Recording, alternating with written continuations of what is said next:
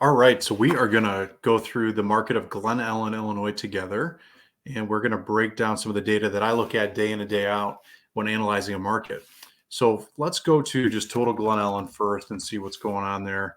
I'm going to click on the entire area of Glen Ellyn, and let's look at a few things like average sale price. So the average sale price in Glen Ellyn is currently 490,000. That's up 2.7%. And let's look at the supply in Glen Ellyn.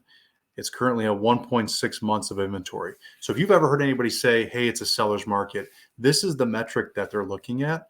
So basically, all the inventory in Glen Ellyn turns over every 1.6 months.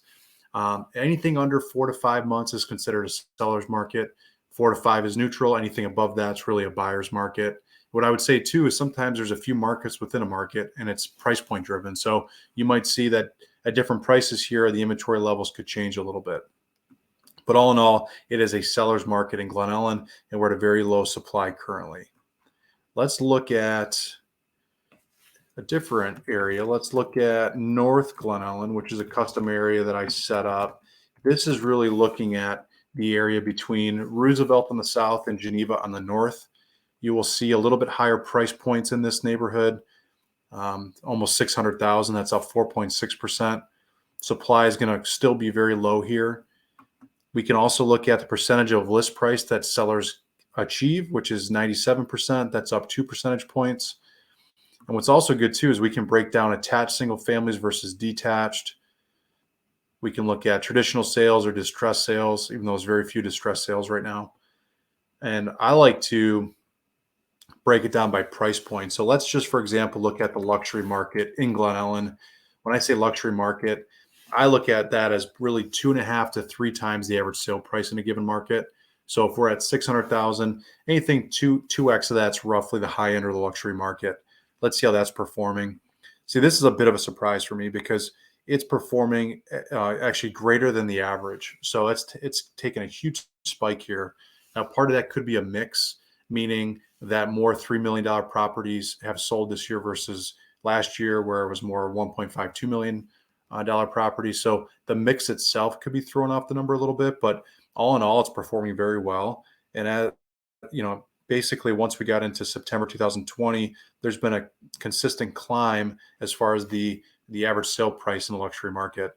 Typically, what we would see is more so what we saw in 2019 and 20, where it's barely holding its value.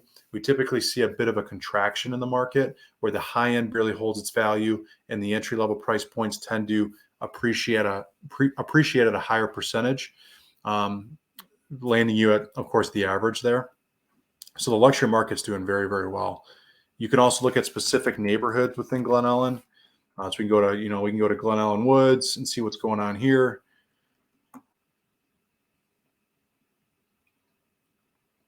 If it wants to load. What we can also do is go do a custom area since that's not loading for us. And we can zoom in and do a custom area and say, okay, we want to save that. And then we can go back and look at the data points. So when we're looking at a listing, we will definitely draw, a circle around the neighborhood. When I comp properties, I like to stay within the same elementary school district first. And if there's not enough comps there that are similar size, features, finishes, then we'll go further out. But staying in the same elementary school is a good start. And then you can really break down the neighborhood from there.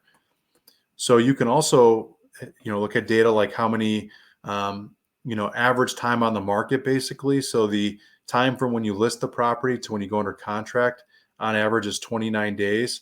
And that's down 34%. So homes are flying off the market in much less time than they were previously.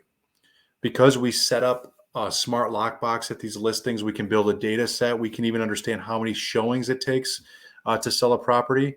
So this is how many showings per listing, and this is how many showings on average to actually sell the house. So just some interesting data to have. We can look at price per square foot. I don't love this metric. I think this metric is much better suited for maybe subdivisions where most of the houses and models are the same. In Glen Ellyn, there's so much character. There's been so many rebuilds, so many additions, so many different time frames of homes that it's really tough to use price per square foot. It's not going to be the best metric for you, but it's just information to have.